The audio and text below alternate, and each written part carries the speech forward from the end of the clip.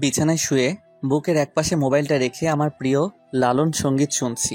হঠাৎ গানটা বন্ধ হয়ে রিংটং বাজা শুরু করলো। আমি ফোনটা রিসিভ করে বললাম, কেমন আছেন বড় ভাই? হুম, ভালো। তুমি কেমন আছো? ভালো। বাড়ির সবাই কেমন আছে? হুম, ভালো। আপনার বাড়ির সবাই কেমন আছে? হ্যাঁ, ভালো। আচ্ছা, তুমি এক কাজ করো, আজকে তোমার খালার বাসায় এসে পড়ো। কালকে একসাথে পাত্রী দেখতে যাব। তাই নাকি? তা কার জন্য পাত্রী দেখবেন? তোমার খালাতো ভাই সজীবের জন্য। তাই নাকি? বিয়ে করতে রাজি হয়েছে? কেমনে সম্ভব? সম্ভব হয়েছে, আমি আছি না। আচ্ছা, তুমি তাড়াতাড়ি আসো, আসলেই কথা হবে। অবশ্যই আমি আসতেছি। সজীব ভাইয়ের জন্য পাত্রী দেখা হবে আর আমি সেখানে থাকবো না? এটা কেমনে হয়? আচ্ছা বড় ভাই, আমি 1 ঘন্টার মধ্যে রওনা দিচ্ছি। আচ্ছা, আসো তাহলে, ফোন রাখি। দেখে শুনে এসো। ঠিক আছে বড় ভাই। আমি চাঁদ, অনার্স সেকেন্ড ইয়ারে পড়তেছি। এতক্ষণ যার সাথে কথা বললাম সে হচ্ছে আমার খালাতো বোন, সোনিয়া আপুর হাজবেন্ড। আমি তাকে বড় ভাই বলেই ডাকি। আর যার জন্য পাত্রী দেখা হবে সে হচ্ছে আমার খালাতো ভাই সজীব। প্রেম করে ছ্যাঁকা খাইছিল, তাই বিয়ে করতে চাইছিল না। এখন রাজি হয়তো। সোনিয়া আপুর হাজবেন্ড মানে বড় ভাই রাজি করাইছে। সে আমাদের চ্যালেঞ্জ করেছিল সে রাজি করিয়েই ছাড়বে। বলতেই হবে লোকটার কথায় অনেক পাওয়ার আছে। তা না হলে সজীব ভাইয়ের মতো লোককেও বিয়েতে রাজি করাতে পারে। যাই হোক, এত সব ভাবার সময় নেই। তাড়াতাড়ি রেডি হয়ে খালার বাসায় যাওয়ার জন্য রওনা হলাম। খালার বাসায় পৌঁছাতে পৌঁছাতে রাত 7টা বেজে গেল। রাত অনেক মনে হচ্ছে, কিন্তু সময় দেখে মনে হচ্ছে রাত কেবল শুরু হলো। খালা খালুর সাথে কথা বলে সজীব ভাই রুমে গেলাম। গিয়ে দেখি সজীব ভাই, বড় ভাই আর সজীব ভাইয়ের চাচাতো ভাই সুমন ভাই কার্ড নিয়ে বসে আছে। আমাকে দেখা মাত্রই বড় ভাই বলল, কাপড় চেঞ্জ করে তাড়াতাড়ি ফ্রেশ হয়ে আসো। কেন বড় ভাই, কি হয়েছে? এত তাড়াতাড়ি কেন? আরে কিছুই হয়নি, 29 খেলবো। দেখো না, কার্ড নিয়ে বসে আছি। ও আচ্ছা, আমি এখনই আসছি। আমি নতুন 29 খেলা শিখছি, বড় ভাই শিখাইছে। তাই খেলাটার প্রতি আমার একটু বেশি আগ্রহ। তাড়াতাড়ি ফ্রেশ হয়ে আসার পরেই সজীব ভাই একটা খাবারের প্লেট আমার হাতে ধরিয়ে বলল, নে, তাড়াতাড়ি খেয়ে নে। আমি বললাম না, এখন খাবো না। কিন্তু বড় ভাই বলল, খেয়ে নাও, আজকে প্রায় সারা রাত 29 খেলবো, পরে আবার খাওয়ার সময় পাবে না। তাই তাড়াতাড়ি খেয়ে খেলা শুরু করলাম। রাত 12টা বাজে। আমার ঘুম ঘুম আসছে, তার উপর আবার কার্ড ভালো পড়তেছে না। আর কার্ড ভালো না পড়লে আমার এমনি খেলতে ইচ্ছে হয় না। তাই বললাম, রাত অনেক হয়েছে আর খেলবো না। সজীব ভাইও সায় দিল। তারপর বড় ভাই বলল, ঠিক আছে, ঘুমিয়ে পড়ো তাহলে। সকালে সজীব ভাইয়ের ডাকে ঘুম থেকে উঠলাম। কিরে, তুই যাবি না? যাবো তো। তাহলে রেডি হস না কেন? তাড়াতাড়ি ফ্রেশ হয়ে কিছু খেয়ে রেডি হ। এরই মাঝে বড় ভাই এসে বলল, না, তুমি এত অলস, আগে জানতাম না। 15 মিনিট অপেক্ষা করেন, আমি গোসল করে খেয়ে রেডি হচ্ছি। 15 মিনিটের জায়গায় 30 মিনিট লাগলো আমার রেডি হতে। এত তাড়াতাড়ি কেউ রেডি হতে পারে? তাড়াতাড়ি করতে গিয়ে পরে বুঝতে পারলাম প্যান্ট পরছি কিন্তু বেল্ট পরি নাই, যার ফলে একটু পরপর প্যান্টের সাথে আমাকে যুদ্ধ করতে হচ্ছে। 1 ঘন্টা পর সিএনজি থেকে নেমে প্যান্টটা একটু উপর দিকে টান দিয়ে উঠিয়ে পাত্রীর বাড়ি গেলাম। খাওয়া দাওয়ার পর্ব শেষ করে পাত্রী দেখার পর্ব শুরু করলাম। পাত্রীর ঘুমটা সরানোর পরে দেখলাম অসম্ভব সুন্দর পাত্রী। আমাদের সকলের পাত্রী পছন্দ হয়েছে। মুরব্বীরা আগেই দেখা দেখি কাজ শেষ করেছে। আমরা 3জনই বাদ ছিলাম, তাই আজকে দেখে নিলাম। চাঁদ, পাত্রী কেমন দেখলে? ভাই আমার হেব্বি পছন্দ হয়েছে। সজীব ভাই যদি বিয়ে না করে তাহলে আমি বিয়ে করব। কিন্তু তোমার সেই চান্স নাই। সজীবেরও পছন্দ হয়েছে, আর বিয়েটাও ফাইনাল করা হবে। তবে তোমার জন্য সুখবর আছে। তা ভাই, সুখবরটা কি? শুনলে না, তোমার ভাবির একটা ছোট বোন আছে, ওইটা তো তোমার জন্য। শুনলাম তো, কিন্তু দেখলাম না তো। যদি ভাবির মতো সুন্দর না হয়? দেখবা কেমন। মেয়েটি টাঙ্গাইল কুমুদিনী কলেজে ছাত্রী নিবাসে থাকে। তার টেস্ট পরীক্ষা চলতেছে, তাই আসতে পারেনি। আর তোমার ভাবি যেহেতু সুন্দর, তার ছোট বোনও সুন্দর হবে। এটা আপনার ভুল ধারণা। যদি বড় মেয়েটি মায়ের মতো আর ছোট মেয়েটি বাবার মতো হয় তাহলে কেমন হবে? তুমিও দেখছি দার্শনিকদের মতো যুক্তি দেখাচ্ছ। আচ্ছা, যাই হোক, এটা পরে দেখা যাবে। হুম, আপনি ঠিক বলেছেন, ওইটা পরে দেখা যাবে। তার কিছুদিন পরে সজীব ভাইয়ের বিয়ের দিন তারিখ পড়ল। অবশেষে আসলো সেই মহেন্দ্রক্ষণ সময়। বিয়ের বরযাত্রী হিসেবে রওনা দিচ্ছি। সজীব ভাইয়ের মূল টার্গেট ভাবিরে আনা, আর আমার মূল টার্গেট ভাবির বোনকে দেখা। এসব ভাবতেছি আর একা একাই হাসতেছি। অবশেষে বিয়ে বাড়িতে এসে পড়লাম। বাহ, কি সুন্দর করে বিয়ের গেট সাজিয়েছে। গেটের কাছে সব সুন্দরী মেয়েরা দাঁড়িয়ে আছে। আসলে ময়দা মাখানোর যুগ তো, তাছাড়া বিউটি পার্লারের সহযোগিতায় সব মেয়েদের নায়িকা নায়িকা লাগে। হঠাৎ করে এই নায়িকাদের মাঝে অসম্ভব সুন্দরী এক পরী এসে বলতেছে, এই 10,000 টাকার 1 পয়সাও কম কেউ গেট ছাড়বি না। আমি তো সুন্দরী ওই পরীটাকে দেখায় ব্যস্ত। এরই মধ্যে বড় ভাই আমাকে ফিসফিসিয়ে বলল। এদেরকে সামলাও তো দেখি, কি রকম বুদ্ধি তোমার। আমি বড় ভাইকে বললাম, আচ্ছা ঠিক আছে দেখেন তাহলে। আচ্ছা আপনাদের কত টাকা দিতে হবে? পরীটি বলতে লাগলো। কেন শুনতে পাননি? 10,000 টাকা। আমি মনে মনে ভাবতে লাগলাম, এ তো আস্ত এক ডাকাতনি। পরীর দেশে ডাকাতি করে, এখন মানব সাম্রাজ্যে এসে ডাকাতি করতে যাচ্ছে। আমি বললাম, কিছু কম নেওয়া যায় না? পরীটি বলল, না, 1 টাকাও কম নেওয়া যাবে না। তাহলে আর কি করার, একটা 50 টাকার বান্ডিল পরীর হাতে দিয়ে দিলাম। বাহ কি নরম হাত রে। ইচ্ছে ছিল আর কিছুক্ষণ ধরে রাখি, কিন্তু সব ইচ্ছাই পূরণ করতে নেই, তাই হাতটি ছেড়ে দিয়ে বললাম, এখন গেট ছাড়েন। পরী বলল, না, আগে টাকা গুনে নেই তারপর। কিন্তু ওই পাশ থেকে এক চাচা এসে বলল, হইছে, এখন গেট ছেড়ে দে তোরা। মেহমানরা অনেক পথ পাড়ি দিয়ে আইছে, ওনাদেরকে একটু বিশ্রাম নিতে দে। এই মাত্র 5,000 টাকা দিচ্ছে, এটা হবে না।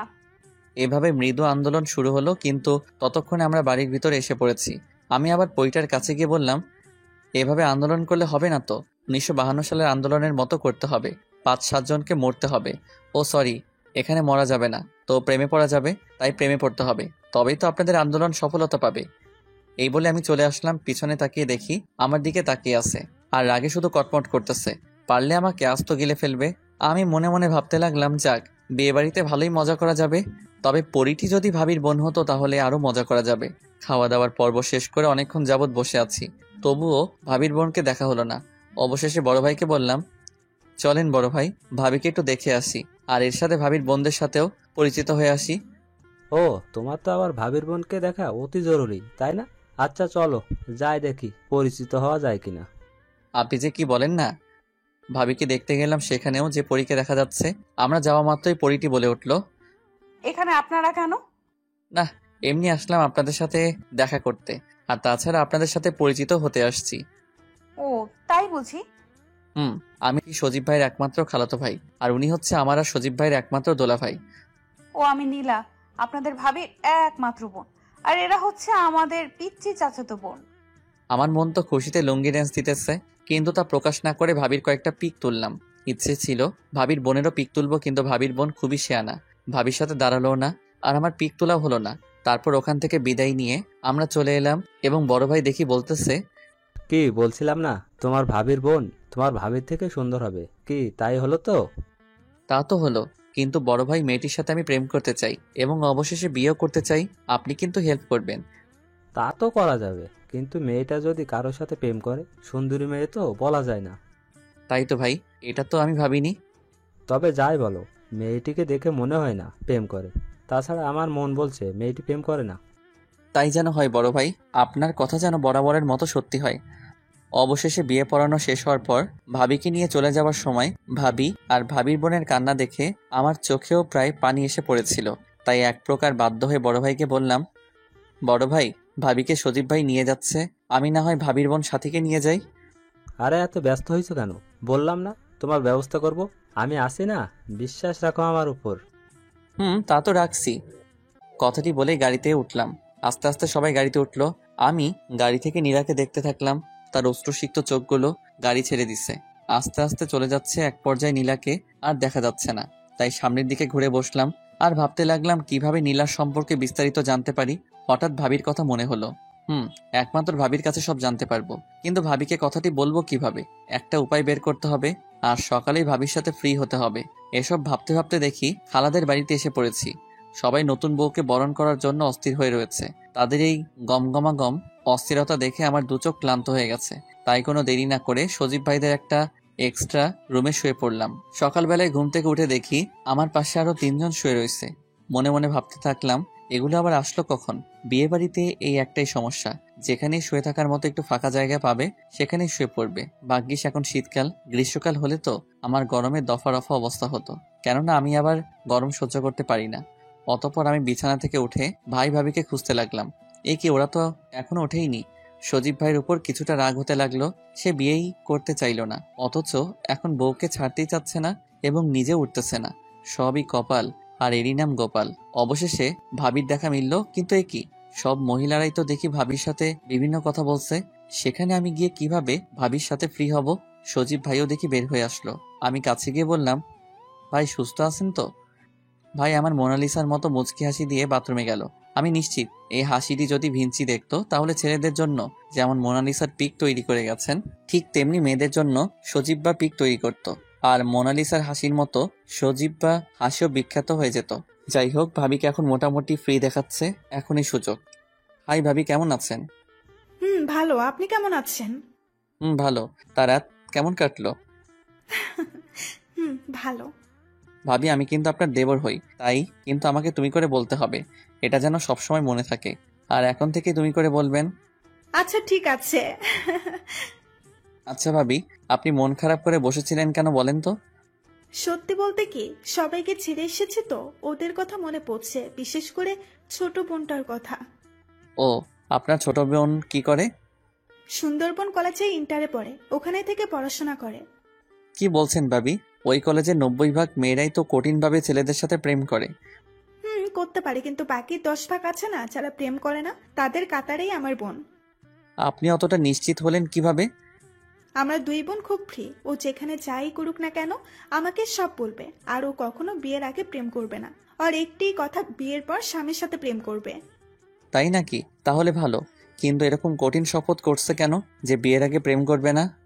আমাদের এক বড় চাচাতো বোন ছিল, সে একটা ছেলের সাথে প্রেম করত, কিন্তু ছেলেটি আমার বড় চাচাতো বোনের সাথে প্রতারণা করেছিল। অবশেষে আমার সেই চাচাতো বোন আত্মহত্যা করে। তারপর থেকেই আমি এবং আমার ছোট বোন শপথ করি যে বিয়ের আগে কোনো প্রেম করব না, স্বামীর সাথে বিয়ের পর প্রেম করব। ও তাই? ওখানে ভাবির সাথে গল্প না করে এখানে একটু কাজ করো। তোমার ভাবির বাড়ির লোকগুলো এই কিছুক্ষণের মধ্যে এসে পড়বে। হ্যাঁ ভাই, আসতেছি। আচ্ছা ভাবি, যাই, পরে কথা হবে। আচ্ছা যাও। মুরব্বীরা রান্না করছে, আমি আর বড় ভাই তাদেরকে টুকটাক হেল্প করছি। তো এক পর্যায়ে বড় ভাইকে বললাম, বড় ভাই একটা প্রবলেমে পড়ছি। কি প্রবলেম? নীলা বলে প্রেম করবে না। ও, হয়তো কোনো ফ্রেন্ড আছে তাই তোমার সঙ্গে প্রেম করবে না। আরে তা নয়, নীলা কারোর সাথে প্রেম করে না, এবং বিয়ের আগে কারোর সাথে প্রেম করবেও না। বিয়ের পর স্বামীর সাথেই নাকি প্রেম করবে। ও, এইটা তো ভালো খবর তোমার জন্য। তুমি তো ওকে বিয়েই করতে চাও। তা ঠিক, কিন্তু প্রেম করতে পারলে ভালো হতো। কেননা ফ্যামিলি থেকে যদি বিয়েতে রাজি না হয় তাহলে পালিয়ে গিয়ে বিয়ে করা যেত। কিন্তু প্রেম না করতে পারলে তো ও আমার সাথে পালাবে না। বাপ রে বাপ, এত চিন্তাবিদ। শোনো, এত চিন্তা করতে হবে না তোমার। তুমি শুধু নীলার সাথে বন্ধুত্ব তৈরি করবে, আর বাকিটুকু আমি দেখে নিব। আচ্ছা ঠিক আছে, আপনার আশায় থাকবো। কেননা বর্তমানে তো কোনো কিছুই মামা, খালু, দোলা ভাই ছাড়া সম্ভব নয়। তাহলে আমার প্রেমী বা কেন বড় ভাই ছাড়া সম্ভব হবে? ঠিকই বলেছো। এখন একটু মনোযোগ দিয়ে কাজ করো। অতপর ভাবির বাড়ির লোকগুলো সবাই এসে পড়েছে। এ কি, নীলা কই? সে কি তাহলে আসেনি? ধ্যাত, কত প্ল্যানিং করলাম, সব বৃথা গেল। অবশেষে আমি বড় ভাই আর সুমন ভাই সজীব ভাইয়ের সাথে কুলদারা হিসেবে ভাবিদের সাথে চললাম। ভাবিদের বাসায় পৌঁছাতেই পৌঁছাতে রাত 8টা বেজে গেল। নীলাকে দেখলাম, বোনকে দেখে খুশিতে জড়িয়ে ধরলো। ভাবিও বোনকে জড়িয়ে কান্না করতেছে। এই কান্না হয়তো কষ্টের না, এই কান্না আনন্দের হবে। সবাই মোটামুটি ব্যস্ত হয়ে পড়লো জামাইবাবুকে নিয়ে। বড় ভাইও জামাইবাবুর সাথেই আছে, জোকের মতো। কেননা অনেকে জামাইবাবুকে বিপদে ফেলতে পারে, আর সেই বিপদটা তো বড় ভাইকে সামলাতে হবে। নীলাকে অনেকটা একা দেখতে পেলাম, তাই কাছে গিয়ে বললাম, কেমন আছেন? ভালো। আপনি কেমন আছেন? ভালো। আপনি আমাদের আনতে গেলেন না কেন? আপনারা কি আমাকে যেতে বলছেন? আমাদেরও তো আপনি আসতে বলেননি, তাও আমরা দুবার আসলাম। সত্যি বলতে কি, আমি যেতাম, কিন্তু আমার ছোট চাচাতো বোন আছে না, ওরাও আমার সাথে যেতে চাচ্ছিল। এই শীতের মাঝে ওদের নিয়ে যাওয়া অনেকটা ভেজাল মনে হলো, তাই আর কি যাওয়া হয়নি। তো অসুবিধা নেই, অন্য একদিন যাব। তারপর কে যেন নীলা বলে ডাক দিল আর চলে গেল। আর আমাকে বলে গেল পরে কথা হবে। সকালবেলা ঘুম থেকে উঠে দেখি নীলা একা একা মোবাইলে কি যেন দেখছে আর হাসছে। আমার মনে কৌতূহল জাগলো, তাই কাছে গিয়ে বললাম, আজকে আপনাকে অনেক খুশি মনে হচ্ছে, কারণটা জানতে পারি? কারণটা হচ্ছে এই ভিডিও, ধরেন দেখেন। আমি মোবাইলটা হাতে নিয়ে তো অবাক। আরে এটা তো যেদিন পাত্রী দেখতে আসছিলাম সেদিনকার ভিডিও। আমি কয়েকবার প্যান্ট নিয়ে টানাটানি করছি, সেটাও দেখি ভিডিও হয়েছে। সকাল সকাল এরকম ভাবে প্রিয়তমার সামনে আমার ইজ্জতের ফালুদা হবে, এটা তো কল্পনাও করতে পারিনি। আচ্ছা, এই ভিডিওটা হলো কিভাবে? আমার পিচ্চি চাচাতো বোনকে ভিডিও করতে বলেছিলাম, কেননা আমি আসতে পারিনি বলে, তাই। আমি কি বলবো কিছু বুঝতে পারছি না। ঠিক তখনই বড় ভাই ডাক দিল আমাকে। তাই আমি বললাম, আচ্ছা এখন আমি আসি, পরে কথা হবে। তারপর আর কথা হয়নি। চোখে চোখ পড়লে মুচকি হাসি দিচ্ছে শুধু। এই হাসি যে আমাকে ওই ভিডিওর কথা মনে করিয়ে দেয়, আর আমি নিজেকে নিজেই গালি দিচ্ছি। কেন যে সেদিন তাড়াতাড়ি করতে গিয়ে বেল্ট ছাড়া প্যান্ট পরেছিলাম, আর তার খেসারত এখন আমার এরকম ভাবে দিতে হচ্ছে। দুপুরের খাবারের পর বসে আছি, হঠাৎ নীলা এসে বলতেছে, বেয়াই, পান খাবেন নাকি? আমি তো অবাক। নীলা এই প্রথম আমাকে বিয়াই বলল এবং পান খাওয়ার অফার দিল। কোনোদিন পান না খাওয়া সত্ত্বেও অফারটিতে রাজি হয়ে বললাম, আপনি যদি বানায়ে আইনা দেন তাহলে খাবো, বিয়ানের পান বলে কথা। তাই বুঝি বিয়ানের হাতের পান খাওয়ার এত ইচ্ছা? ইচ্ছাটা তো ছিলই, তাছাড়া আপনি নিজে যেহেতু খাওয়াতে যাচ্ছেন, তাই আপনার হাতের পান খেতে মনটা প্রবল বেগ ধারণ করেছে। ও তাই, তাহলে আমিও প্রবল বেগে আপনার জন্য একটা ঝাক্কাস পান নিয়ে আসি। কথাটি বলেই চলে গেল, আর আমি ভাবতে থাকলাম মেয়েটি গিরগিটির মতো ক্ষণে ক্ষণে রং পাল্টায়। প্রথমে দেখে মনে হচ্ছিল যে মেয়েটি একটু চঞ্চলা হবে, কিন্তু পরে মেয়েটিকে আবার দেখে এবং ভাবির কথা শুনে মনে হলো না, মেয়েটি একটু শান্ত প্রকৃতির। আবার আজকের আচরণ দেখে মনে হচ্ছে চঞ্চল টাইপেরই হবে মেয়েটি। আমাকে একটু সতর্ক থাকতে হবে। মেয়েটির মতলবটা কি, আমাকে আজ পান খাওয়াতে চাচ্ছে, এসব ভাবতেছি। আর এরই মাঝে দেখি নীলা পান নিয়ে এসে পড়েছে। এই ধরেন পান। পানটা হাতে নিয়ে দেখলাম কি কি দিছে। না, সব ঠিক আছে, জর্দা, চুন, সুপারি সবই আছে। তাই পানটি মুখে পড়ে দিলাম। কিছুক্ষণ চিবানোর পর আমার কাছে মনে হচ্ছে সবকিছু যেন ঘুরতেছে। এ কি, নীলাও যেন আমার চারিপাশ দিয়ে ঘুরতেছে। তারপর কি হয়েছে বলতে পারবো না। যখন চোখ খুলে তাকালাম, দেখলাম ভাবি মাথায় পানি ঢালছে।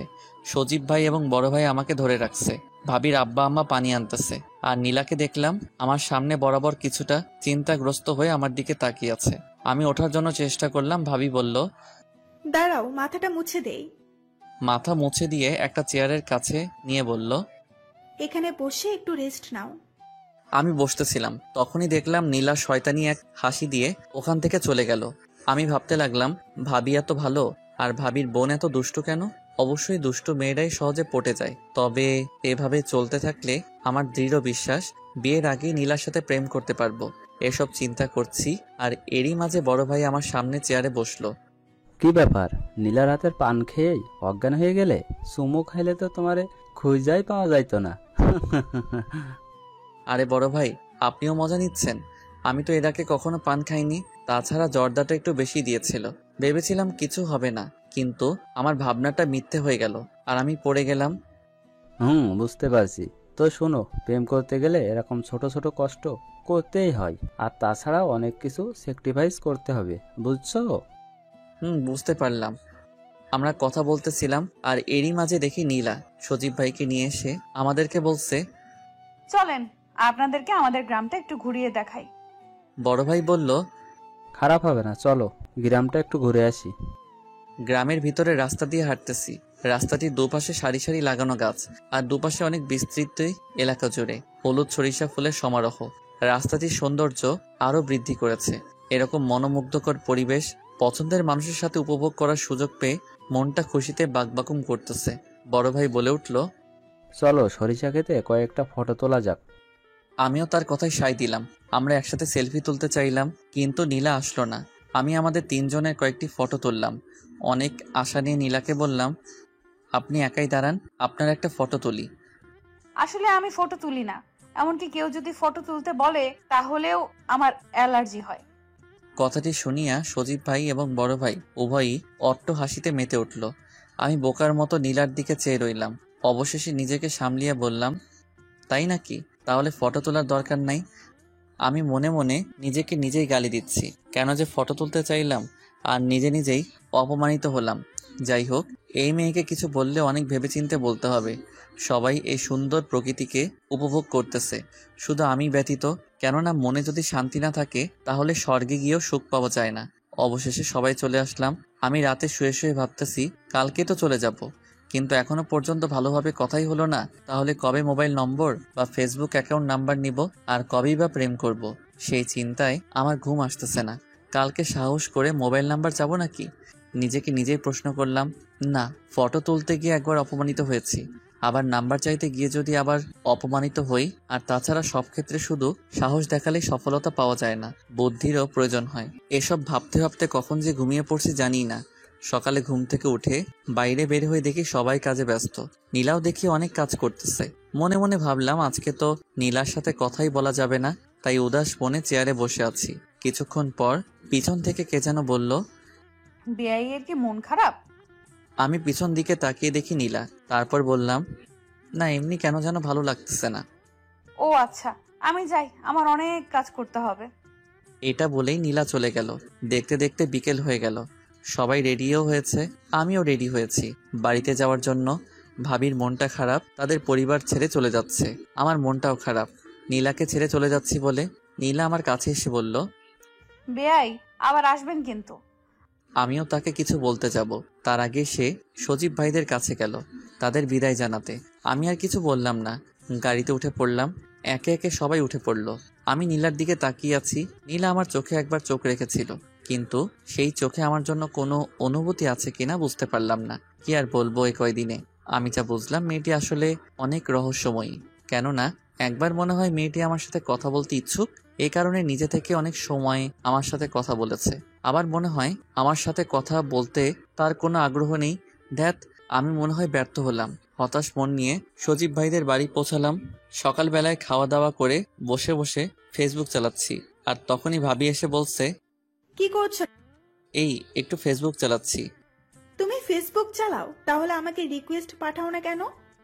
ও, আপনিও চালান নাকি? আচ্ছা, আপনার আইডির নাম বলেন। চাঁদের বুড়ি। কি নাম আর খুঁজে পাননি? ভাবি কিছু না বলে শুধু একটু মুচকি হাসলো।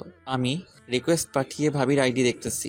দেখলাম ভাবির প্রতিটি স্ট্যাটাসে ইয়া আক্তার নীলা নামের এআইডি ভালো ভালো কমেন্ট করছে, এবং প্রতিটি কমেন্টে আপু শব্দটি উল্লেখ করেছে। কেন যেন আমার মনে হইতেছিল এই আইডি নীলার আইডি হবে। নিশ্চিত হওয়ার জন্য ভাবিকে বললাম, আচ্ছা ভাবি, হিয়া আক্তার নীলা এটা কার আইডি? আপনার প্রতিটা স্ট্যাটাসে ভালো ভালো কমেন্ট করছে। ও, এটা আমার ছোট বোন নীলার আইডি। আমার মনে যেন আশার প্রদীপ জ্বলে উঠল, কিন্তু ভাবিকে তা বুঝতে না দিয়ে বললাম, ও। ভাবি আমার এখান থেকে চলে যাওয়ার পর আমি নীলাকে রিকোয়েস্ট পাঠালাম। তারপর বিকেলবেলায় সবার কাছ থেকে বিদায় নিয়ে আমি আমাদের বাড়ি চলে আসলাম। রাতে ফেসবুকে ঢুকে দেখলাম অ্যাকসেপ্ট করে নাই। পরপর 3 দিন দেখলাম তাও অ্যাকসেপ্ট করে নাই। আমার খুব রাগ হলো, তাই এসএমএস করলাম, আমি আপনাকে ফ্রেন্ড রিকোয়েস্ট পাঠাইছি, প্রেমপত্র পাঠাইনি যে এত ভাব ধরতে হবে। এসএমএসটি পাঠিয়ে ঘুমিয়ে পড়লাম। সকালে ঘুম থেকে উঠে ফেসবুকে ঢুকে দেখলাম নীলা ফ্রেন্ড রিকোয়েস্ট অ্যাকসেপ্ট করছে এবং একটা এসএমএসও দিছে। এসএমএসটি এরকমের ছিল, আসলে কি জানেন, আমি এখন পর্যন্ত কোনো ছেলের আইডি আমার কোনো ফেসবুক ফ্রেন্ড করিনি, এমনকি অপরিচিত কোনো মেয়েও ফ্রেন্ড লিস্টে নেই। তাই একটু দ্বিধায় আছিলাম। প্লিজ রাগ করেন না, আপনার রিকোয়েস্ট কিন্তু অ্যাকসেপ্ট করেছি। আমি কিছুই লিখলাম না, শুধু সিন করে রাখলাম। আর মনে মনে ভাবতে লাগলাম, যাক একটু রাগ দেখিয়ে কাজ হয়েছে। তারপর ফ্রেশ হয়ে আমি কলেজের দিকে রওনা হলাম। মনটা অনেক খুশি, যেন বিশ্ব জয় করে ফেলেছি। অবশ্যই আমি মনে করি একটা নারীর মন জয় করা বিশ্ব জয় করার চেয়ে কম নয়। পরক্ষণে ভাবতে থাকলাম, ও তো আমার ফেসবুক ফ্রেন্ড হয়েছে, গার্লফ্রেন্ড তো হয়নি, তাহলে আমার মন এত খুশি কেন? মন মুচকি হেসে আমাকে বলল, আরে বোকা, গার্লফ্রেন্ড হয়নি তো হয়ে যাবে, এত চিন্তা করিস কেন? আমি মনের সাথে সহমত প্রকাশ করে খুশি মনে কলেজে আড্ডা দিয়ে বাড়ি চলে আসলাম। রাতে ফেসবুকে লগ ইন করে নীলাকে খুঁজতে থাকলাম। হ্যাঁ, অনলাইনে দেখতে পাচ্ছি, কিন্তু এসএমএস দিব কিনা ভাবতেছি। আর এরই মাঝে দেখি একটা এসএমএস এসে পড়েছে। হ্যাঁ বেআই, কেমন আছেন? ভালো। আপনি কেমন আছেন? ভালো। বাড়ির সবাই কেমন আছে? ভালো। আপনার বাড়ির সবাই কেমন আছে? ভালো। তারপর আমি তার মেসেজের জন্য অপেক্ষা করতেছিলাম, কিন্তু মেসেজ দিচ্ছে না। তাই আমি নিজেই মেসেজ দিলাম, এখন কি করেন? কিন্তু কোনো রিপ্লাই আসে না। পরক্ষণে দেখতে পেলাম সে অনলাইনে নেই। মেয়েটার ওপর খুব রাগ হলো, কেননা কোনো কিছু না বলে অনলাইন থেকে চলে যাওয়ার কোনো মানে হলো? মেয়েটাকে বিয়ে করতে পারলে এর শাস্তি সুদে আসলে তখন দিব। পরের দিন সকালবেলা নীলাকে অনলাইনে দেখতে পেলাম, তাই মেসেজ দিলাম, গুড মর্নিং। সিন করেছে অথচ কোনো অ্যান্সার দিচ্ছে না। দীর্ঘ 3 মিনিট পর একটা এসএমএস দিল, গুড মর্নিং। এতক্ষণ পর? ও সরি, এক বান্ধবীর সাথে কলেজের বিষয়ে কথা বললাম। কেন, কলেজে কোনো সমস্যা হয়েছে? আরে না, আজকে কলেজে যাওয়ার কথা ছিল, কিন্তু আম্মু এত করে আজকের দিনটা থেকে যাওয়ার কথা বললো, তাই বাধ্য হয়ে থাকতে হলাম। আচ্ছা, শুনেছি আপনাদের বাসা নাকি খুলনা সিটিতেই? খুলনা নিরালা 27 নম্বর রোড। এখান থেকে আপনাদের কলেজে যেতে অটোতে 15 মিনিট সময় লাগে। হালকা জ্যাম থাকা সত্ত্বেও। ও তাই, ভালো। অনেকক্ষণ হলো কোনো এসএমএস পাচ্ছি না। হ্যালো, আছেন কি? না, মেয়েটি আবার হুট করে চলে গেছে। মেয়েটির মনে হয় সাধারণ জ্ঞানটুকু নেই। হুট করে চলে যায়, তাই রাগে দুঃখে মোবাইলটা বিছানায় রেখে আবার শুয়ে পড়লাম। কিছুক্ষণ পর মা ডাকতে আসলো। কলেজে যাবি না? না, আজকে কলেজে ক্লাস হবে না। ও তাহলে ভালোই হলো। তোর আব্বু তোকে মার্কেটে যেতে বলেছিল, কিন্তু আমি না করেছিলাম তুই কলেজে যাবি বলে। তাহলে এখন নাস্তা করে যা। আমি মার্কেটে গিয়ে কি করব? আর তাছাড়া টাকা দিয়ে লোক রেখেছে, তারা কি করে? তোর আব্বুর সাথে যে লোকটা কাপড়ের দোকানে থাকে সে বিয়ে করার জন্য ছুটি নিয়েছে। আর কসমেটিক্সের দোকানে 3 জনের মধ্যে একজনের মা নাকি খুব অসুস্থ, এ কারণে ছুটি নিয়েছে। জানিসই তো কসমেটিক্সের দোকানে কিরকম ভিড় পড়ে, 2 জন সামলাতে পারে না, তাই তোকে যেতে বলেছে। আমি তো কোনোটার দামই সঠিকভাবে জানি না। তোর কোনোটার দাম জানা লাগবে না, বাকি 2 জন আছে না, ওরাই দাম বলে দেবে। আচ্ছা আমার কথা বলতে হচ্ছে কেন, তুই যাবি কিনা বল। আচ্ছা, যাচ্ছি তো, রাগ করো কেন? মায়ের কথার অবাধ্য হওয়া যাবে না, তাহলেই কঠিন প্রবলেম। আমাদের সংসারে মা যা বলবে তাই হবে। তাই আর কি, মা মার্কেটে যেতে বলেছে, যেতে হবেই। কেন যে কলেজে যাওয়া নিয়ে মিথ্যে বললাম, মিথ্যে বলার শাস্তি সাথে সাথেই পাচ্ছি। তাই একগাদা দুঃখ নিয়ে মার্কেটে যাচ্ছি। আর ভাবছি যখন দুঃখ আসে তখন চারদিক থেকেই আসে, যেন দুঃখগুলো প্রতিযোগিতায় মেতে ওঠে। কে কত কষ্ট দিতে পারে, দেখি তোরা কে কত কষ্ট দিতে পারিস। তারপর যে জয়ী হবে তাকে আমি মেডেল দিব। এসব ভাবতে ভাবতে দোকানের সামনে এসে পড়েছি। সোলাইমান ভাই আমাকে দেখেই বলল, কি ভাই, দোকানে আসতে মন চায় না?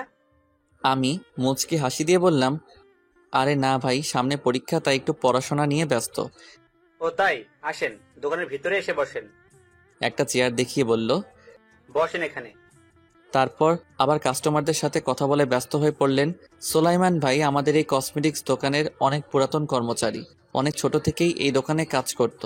অনেক মজার লোক, কাস্টমারদের সাথে এত মজা করে কথা বলে যে কাস্টমাররা জিনিস কিনতে বাধ্য হয়। আমি তাদের ব্যস্ততা অনুভব করতেছি, ভালোই লাগছে। তো হঠাৎ করেই কেন জানি নীলার কথা মনে পড়ল, তাই আর দেরি না করে ফেসবুকে ঢুকলাম। কিন্তু ফেসবুকে পেলাম না। অনেকক্ষণ ঘাটাঘাটি করার পর একটা এসএমএস পেলাম। এ কি, নীলাই তো এসএমএস করেছে। এসএমএস এ লেখা, কিছু না আপনি। আমি ভাবতে লাগলাম এইটা কি এসএমএস করলো। পরক্ষণে মনে পড়লো সকালে বলেছিলাম আপনি কি করেন, সেটার উত্তর এখন দিয়েছে। আমি না হেসে পারলাম না। সকালে প্রশ্ন করলে বিকালে উত্তর পাওয়া যায়। আমিও একটা এসএমএস করলাম, এই দোকানে বসে আছি। কিসের দোকান? কসমেটিক্সের দোকান। ও, ওখানে কি করেন? এই কিছু না, আমাদের দোকানে বসে আছি। আপনাদের না কাপড়ের দোকান? একটা কাপড়ের দোকান আর একটা কসমেটিক্সের দোকান। ও ভালো। আপনি না অনেক মজার লোক। কেন, আমি আবার কি করলাম? আপনাকে সকালে প্রশ্ন করলে সেই প্রশ্নের উত্তর বিকালে দেন। হা হা হা। এত হাসেন না, মুখের ভেতর মাছি ঢুকবে। না, ঢুকবে না। আপনার মতো সুন্দরী বিয়ানের সাথে কথা বলার সময় কোনো মশা মাছি আমাকে ডিস্টার্ব করে না। ও তাই বুঝি। আচ্ছা, এখন কি করেন? আপেল খাচ্ছি, খাবেন? যদি দেন তাহলে অবশ্যই খাবো। আচ্ছা, আমি মনে মনে দিলাম। ও, অ্যাপেলটি তো অনেক মিষ্টি। অবশ্যই মিষ্টি মানুষের ছোঁয়া পেলে সবই মিষ্টি হয়ে যায়। তাই আমি বুঝি মিষ্টি মানুষ। আচ্ছা, আপনাকে একটা কথা বলি, প্লিজ রাখবেন? যদি রাখার মতো হয় তাহলে রাখবো, আপনি বলতে পারেন। ফেসবুক থেকে চলে যাওয়ার সময় আমাকে একটু জানিয়ে চলে যাবেন প্লিজ। ও এই কথা, আপনি না সহজ কথাকে এত ভনিতা করে বলেন যেন না জানি কোনো কঠিন কথা বলবেন। আসলে আমি এরকমই, সহজ কথাকে কঠিন করে এবং কঠিন কথাকে সহজ করে বলি। কবে যেন আপনাকে অনেক কঠিন কথা এত সহজ করে বলবো যে আপনি জ্ঞানও হারিয়ে ফেলতে পারেন। হা হা হা। এই যে মিস্টার, আমি আপনার মতো নই যে কিনা পান খেয়েই জ্ঞান হারিয়ে ফেলে। নিজের ফাঁদে নিজেই ধরা পড়লাম। আচ্ছা, আপনি কিন্তু আমার কথা রাখবেন কিনা সেটা বলেননি। ও আচ্ছা, ঠিক আছে। আপনাকে ফেসবুক থেকে চলে যাওয়ার সময় সুন্দর করে বিদায় জানিয়ে তারপর চলে যাব, ঠিক আছে? ঠিক আছে। বিআই সাহেব ভালো থাকবেন, পরে কথা হবে, এখন বাই। দাঁড়ান, একটু কথা আছে। কি কথা বলেন বিআই, শুনি। রাতে ফেসবুকে আসবেন তো? ও সরি বিআই, রাতে আসতে পারবো না। এমনকি আগামীকাল সারা দিনেও ফেসবুকে আসতে পারবো না। একেবারে আগামীকাল রাতে ফেসবুকে আসবো। কেন এত লম্বা বিদায় কেন? আগামীকাল কলেজের হোস্টেলে উঠবো, তো রাতে সব গুছিয়ে রাখতে হবে। এবং আজকে রাত জাগা যাবে না, কেননা সকালে উঠতে হবে। আর সকালে রওনা দিলে দুপুরে হোস্টেলে পৌঁছাতে পারবো।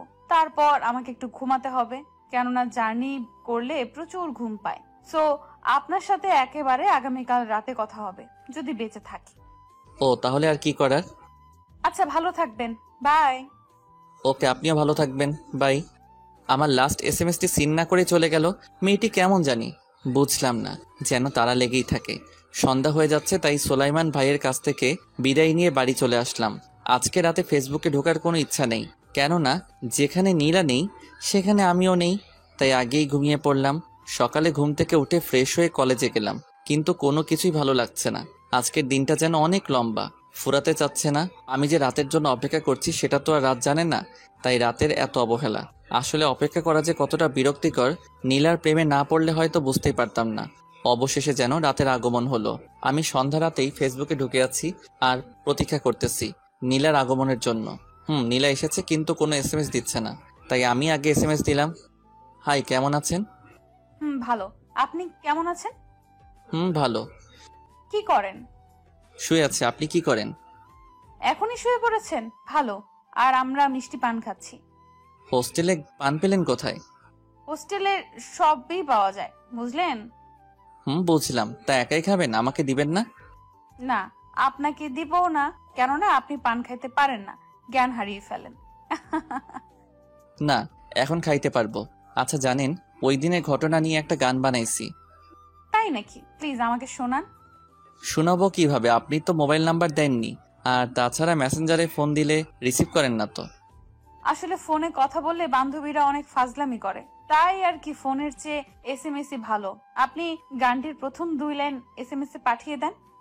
মনে মনে ভাবতে লাগলাম, ধ্যাত, নাম্বার নেওয়ার একটা প্ল্যান করছিলাম, তাও ব্যর্থ হলাম। কি হলো, আছেন নাকি? আছি তো। তাহলে গানটি লিখেন না কেন? দিচ্ছি, একটু ওয়েট করেন। ওকে। কি পান খাওয়াইল রে বিয়ান, গড়িয়া পড়িয়া যায়, এখনো না মোর কাটিল না ঘোর, বিয়ানের প্রেমের নেশায়। কিছুটা ভয় নিয়ে এসএমএসটি পাঠিয়ে দিলাম। এটা কি আর প্রেমের নেশা মানে?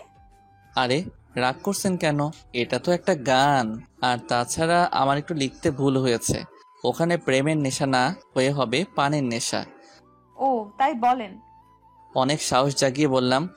আচ্ছা, এতে রাগের কি আছে? আমরা কি প্রেম করতে পারি না? আর প্রেম করলে অসুবিধা কোথায়? অনেক অসুবিধা। আমি বিয়ের আগে কোনো প্রেমে বিশ্বাসী নই, আর আমি আপনাকে ভালো একটা বন্ধু ভাবি, এর বেশি কিছু নয়। আরে আমি তো আপনার সাথে একটু ফান করলাম, আপনার সাথেই তো একটু ফান করব, তাই না? তা ঠিক। আচ্ছা, ভালো থাকবেন, পরে কথা হবে, বাই। Okay, by. তারপর আর কি, ঘুমিয়ে পড়লাম। সকালে ফেসবুকে ঢুকেই দেখলাম নীলা গুড মর্নিং জানিয়েছে, আমিও গুড মর্নিং জানালাম। কিছু সময় পর, বিআই সাহেব কেমন আছেন গো?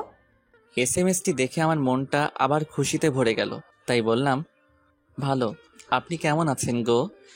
তারপর শুরু হলো আমাদের অনেক কথা। এরপর ভাবে আমরা প্রতিদিন রাত 7টা থেকে কথা বলা শুরু করতাম, 9টা বা 9:30 পর্যন্ত।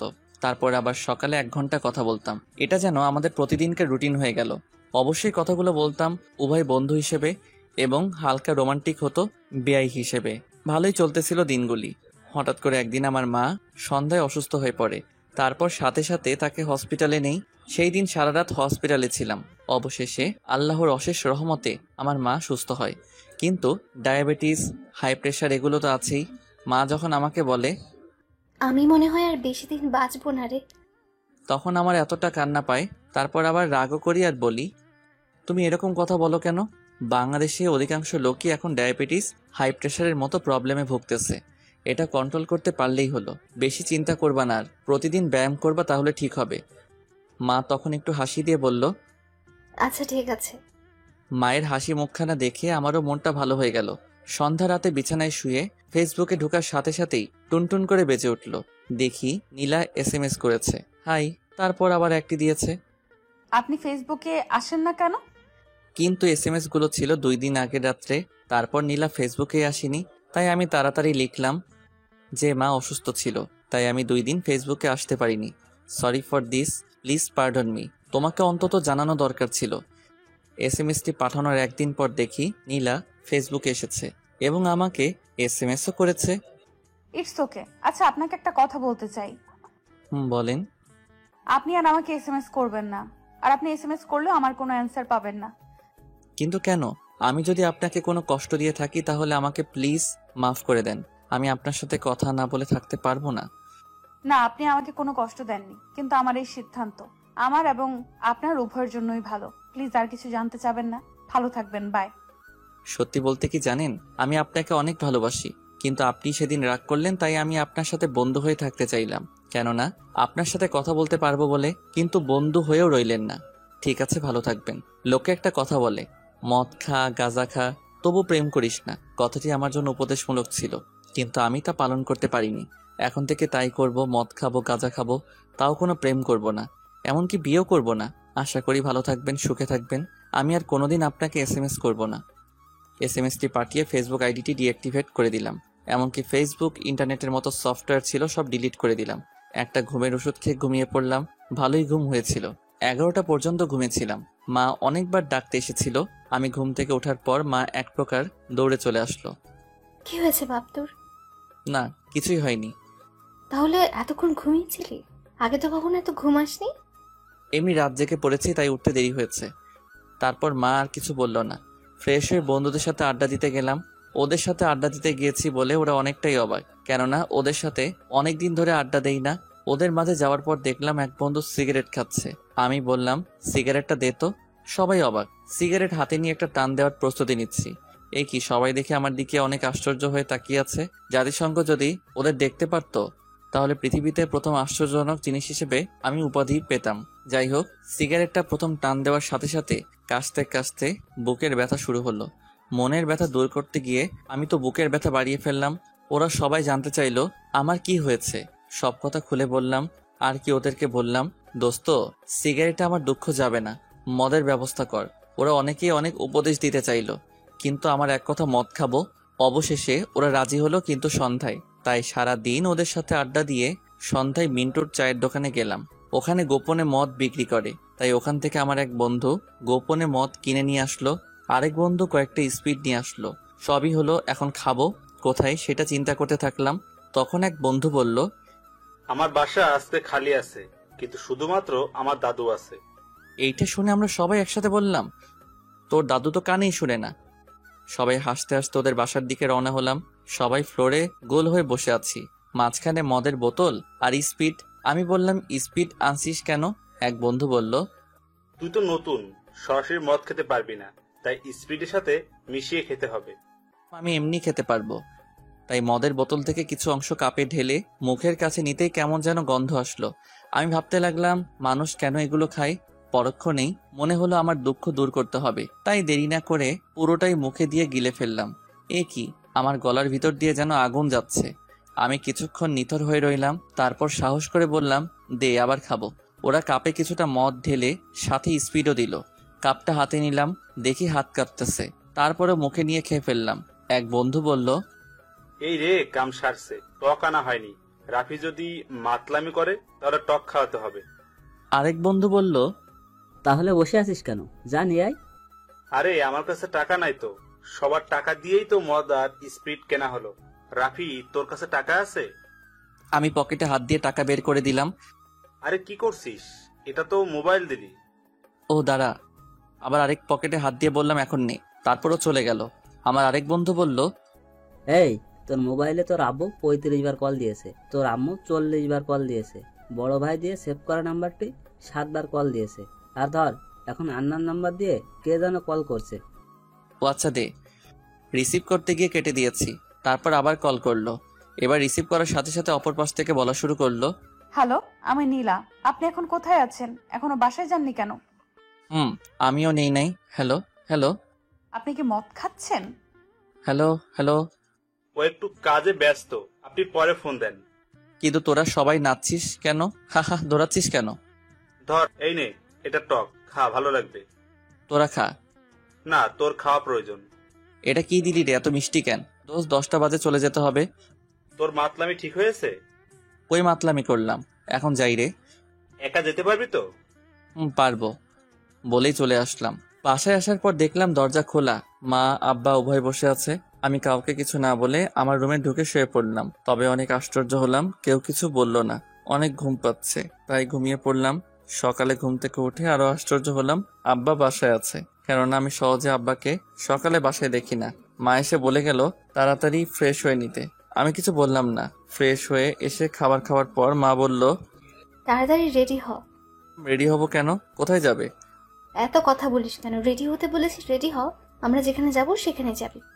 আচ্ছা ঠিক আছে, তোমরা যেখানে যাবে আমিও যাব, তবু রাগ করো না। আমি আব্বু এবং মা যাচ্ছি। কোথায় যাচ্ছি তা জানি না। রাস্তাটি কেমন পরিচিত লাগছে।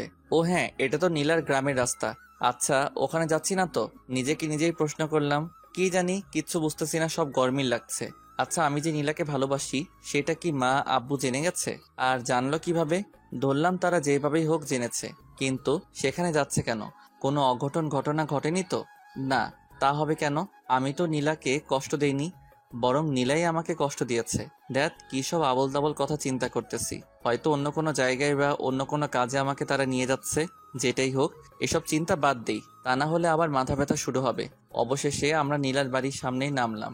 আমি অনেকটা অবাক এবং কিছু রাগী হয়ে মাকে প্রশ্ন করলাম, আচ্ছা মা, তোমরা কোথায় যাচ্ছ? কি করছো আমাকে একটু বলবে? শুনতে চাস? তাহলে শোন, তোর বিয়ে ঠিক করতে এসেছি। কি? আমার বিয়ে ঠিক করতে এসেছো আর আমি জানি না? আমি বিয়ে করব না। তুই আমার সাথে রাগ দেখাস? তোর বিয়ে ঠিক করতে এসেছিলাম, কিন্তু না, আজকে বিয়ে করে বউ নিয়ে বাড়ি যাব। মা, তুমি কি পাগল হয়েছো? কি বলছো এসব? আমি তোমার একমাত্র ছেলে, আমাকে এরকম জঘন্যভাবে বিয়ে করাবে? চুপ, আর একটা কথা বলবি না। আব্বু আমার কানের কাছে মুখ এনে ফিসফিসিয়ে বলল, তোর মা যা বলছে তাই শোন, তা না হলে যত রাগ দেখাবি ততই প্রবলেমে পড়বি। তুই তো জানিসই তোর মায়ের রাগের সময় চুপ করে থাকাই ভালো। তাই আমি আর কিছু না বলে চুপ করে রইলাম। মা আব্বু নীলার বাড়িতে প্রবেশ করলো, আমিও পিছন পিছন চললাম। এই কি, সজীব ভাই, ভাবি, বড় ভাই সবাই এখানে উপস্থিত। খাবারের পর্ব শেষ করে বিয়ের বিষয় নিয়ে সবাই আলোচনায় বসলো, তাই আমি বারান্দায় চলে আসলাম। বারান্দা থেকে তাদের কথাগুলো শোনার চেষ্টা করলাম। বেয়াই সাহেব, আমরা আজকে এসেছিলাম বিয়ের দিন তারিখ ঠিক করতে, তাই না? তাই তো বলছিলেন। কিন্তু আমরা চাচ্ছি বিয়ে আজই হবে, এবং এই সিদ্ধান্তটি এখানে আসা মাত্রই নিলাম। কিন্তু বিয়ের কোনো কিছুই তো কেনা হয়নি, তাই বলছিলাম কি 2-1 দিন পরে হলেই ভালো হয়। আরে অসুবিধা নেই, আমি আমাদের দোকানের কর্মচারী সোলাইমানকে মেয়ে ও ছেলের বিয়ের সকল জিনিসপত্র নিয়ে আসতে বলেছি। ওরা তো বাড়ি চিনবে না, তাই ওরা আপনাদের বাজারে এসে থাকবে। সজীব আবার ওদের চিনে, ও বাজার থেকে ওদেরকে নিয়ে আসবে। এটা নিয়ে আপনার কোনো চিন্তা করতে হবে না। ছোট মেয়ের বিয়ে, আয়োজনের একটা ব্যাপার আছে না? শুনুন, প্রায় 2 মাস আগে আপনার বড় মেয়েকে বিয়ে দিয়েছেন, সেখানে অনেক খরচ করেছেন। তাই আমি চাচ্ছি এই বিয়েতে আপনার কোনো খরচ করার দরকার নেই, আপনি শুধু আপনার মেয়েটিকে দেবেন। আর তাছাড়া আমি বিয়ের সকল জিনিসপত্র নিয়ে সোলেমানকে আসতে বলেছি। প্লিজ আপনি এসব বিষয় একটু ভেবে দেখেন। আচ্ছা, আপনি যেহেতু বলছেন তাহলে আমার কোনো আপত্তি নেই। এই কথা শুনে মা আব্বু আরো অনেকেই একসাথে আলহামদুলিল্লাহ বলল। মা সজীব ভাইকে বাজারে পাঠিয়ে দিল। আমি আর কি এখানে বসে রইলাম। কিছুক্ষণ পর দেখি বড় ভাই মুচকি মুচকি হাসি দিয়ে আমার কাছে আসলো। আমাকে দেখে বলল, কি ভাই, খুশি হওনি? খুশি হয়েছি, তবে আমি চাচ্ছিলাম বিয়েটা অনার্স পাস করেই করব, কিন্তু তার হলো না। তাছাড়া আরো একটা ইচ্ছা ছিল, প্রেম করে বিয়ে করার। সবার সব ইচ্ছা পূরণ করা যায় না, তাছাড়া স্যাক্রিফাইস বলে একটা কথা আছে। আর তুমি জানো না, কিছু পেতে হলে কিছু দিতে হয়। তাই নীলাকে তুমি পাচ্ছ, বিনিময়ে বিয়ের আগে প্রেমটা ছেড়ে দিতে হচ্ছে। তাছাড়া তোমাদের উভয়কে পড়ালেখা করতে হবে। তারপরেও যদি বিয়েটা 1 মাস পিছিয়ে দিতে পারতেন তাহলে ওর সাথে বিয়ের আগে প্রেম করতে পারতাম। প্লিজ আপনি একটু দেখেন না। আচ্ছা, তুমি কি চাও নীলাকে তুমি হারিয়ে ফেলো? কি বলছেন এসব? আমি নীলাকে হারাতে চাবো কেন? আমি তো ওকে বিয়ে করতেই চাই, কিন্তু বিয়ের আগে একটু প্রেম করতে চেয়েছি। কেননা বন্ধুরা বলেছে লুকিয়ে লুকিয়ে প্রেমে নাকি অনেক মজা, তাই আর কি। আরে বিয়ের পরের প্রেম, ওটাই আরো বেশি মজা। তোমার যে বন্ধুরা এসব কথা বলে, তারা কি বিয়ে করেছে? তারা বিয়ের পরের প্রেম বুঝবে কেমনে? আর তারপরও তুমি যদি চাও তাহলে আমি খালাম্মাকে বলে দেখি কি বলে। তবে মনে রেখো, বিয়ে ভেঙে গেলে আমার আর কিছু করার থাকবে না। কেননা খালাম্মা বেশি রেগে গেলে বিয়েটা ক্যান্সেল হয়ে যেতে পারে। পরে দেখা যাবে আমও হারালে সালাও হারালে। না থাক, বিয়ের পরেই প্রেম করব, তাও নীলাকে হারানো যাবে না। আচ্ছা বড় ভাই, আপনারা কিভাবে কি করলেন যে মা সহজে আমাকে এত তাড়াতাড়ি বিয়ে করাতে রাজি হয়েছে? ও, তাহলে শোনো এই রহস্যময় কাহিনী। তুমি নীলার সাথে ফেসবুকে লাস্ট SMS করেছিলে তুমি জীবনেও প্রেম করবে না, বিয়েও করবে না, সিগারেট খাবে, মদ খাবে, তাও প্রেম করবে না, কারণ তুমি নীলাকে ভালোবাসতে। সেটা নীলা বুঝেও না বুঝার ভান করে তোমার সাথে কথা বলা বন্ধ করতে চেয়েছিল, তাই না? আপনি জানলেন কেমনে? প্রেমের কথা গোপন রাখা যায় না। যাই হোক, ওই দিন আমি তোমার খালার বাড়ি আসছিলাম। আমি, তোমার খালাতো বোন, সজীব, তোমার ভাবি সবাই মিলে মুড়ি বানিয়ে খাচ্ছিলাম। তখন নীলা তোমার ভাবিকে ফোন দিয়ে কান্না কান্না কণ্ঠে সব বলল। জানো, তখন আমি নিজেই খুব চিন্তায় পড়ে গেছিলাম। তখন আমি তোমার মোবাইলে ফোন দিলাম, কিন্তু তুমি রিসিভ করলে না।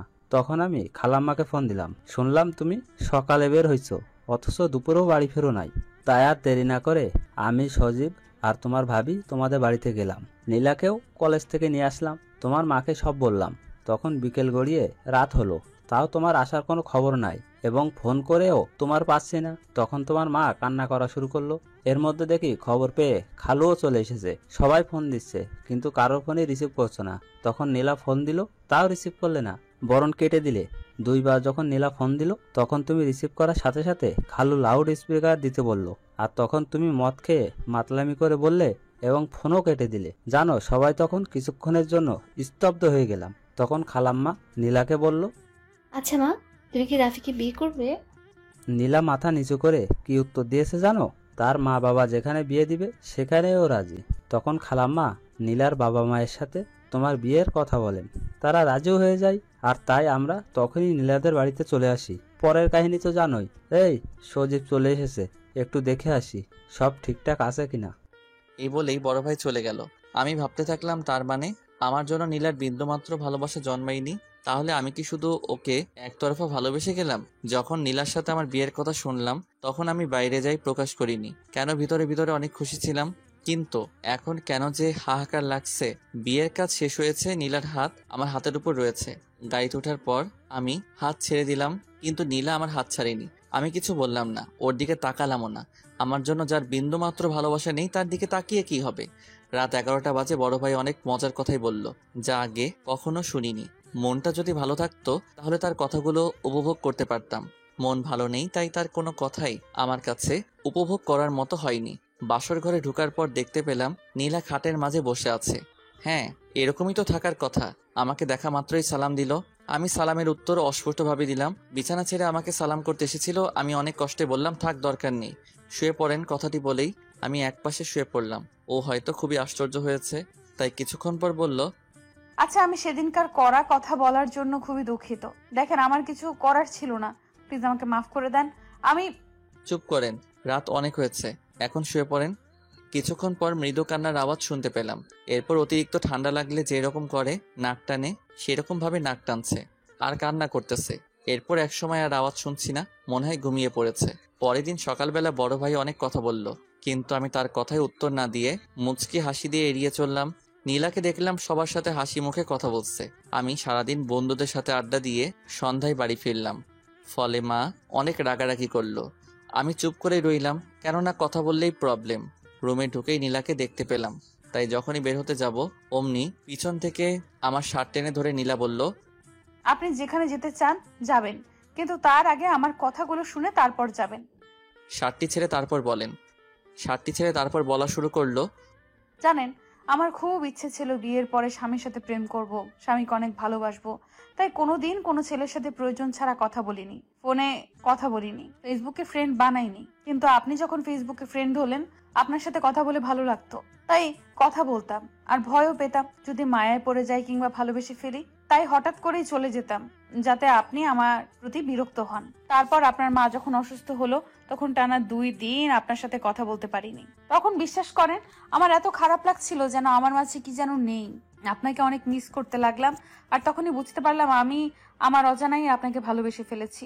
আর তখনই আমার মায়ের কথা, বোনের কথা মনে পড়লো। ওরা সব সময় একটা কথা বলতো, বিয়ের আগে মেয়েদের প্রেম করতে নেই, বিয়ের পর একমাত্র স্বামীর সাথেই প্রেম করতে হয়, তা না হলে মেয়েদের অনেক বদনাম হয়। তাই আপনাকে ভুলে থাকার জন্য তখন খুব কড়া কথা বলেছি, যেন আপনি আর মেসেজ না দেন।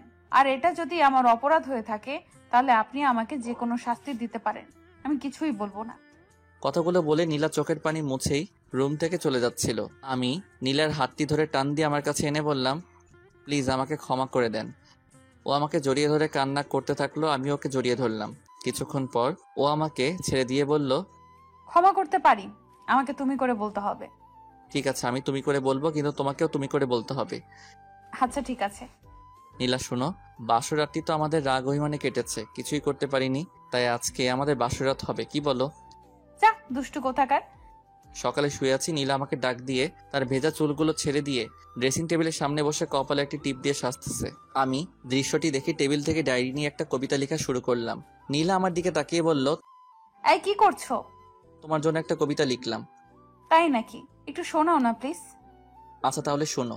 ভ্রান্ত হয়েছে কি আমার মন, ভোরের আলোতে দেখছি যেন তমস্যার চন্দন, ঘোর কাটিলেও তোমার ললাটের ওই টিপ দেখে অমায়িকভাবে তাকিয়ে কেন আছো, ঠোঁটের কিনারায় মিষ্টি হাসি মেখে, প্রকৃতি যেন হেরিল তোমার রূপের কাছে, উদ্যম কালো কবরীর ছন্দহীন খেলায় আমি মুগ্ধ হয়ে যাই বেলায় বেলায়, শয্যা থেকে উঠি অপলক চোখে তাকিয়ে আছি, লজ্জা পেয়ে কেন রুদ্ধ করিলে তোমার আখি, সহসা মোর কাছে আসি আহনা বাহুডোরে, ভালোবেসে যাব তোমায় জনম জনম ভরে।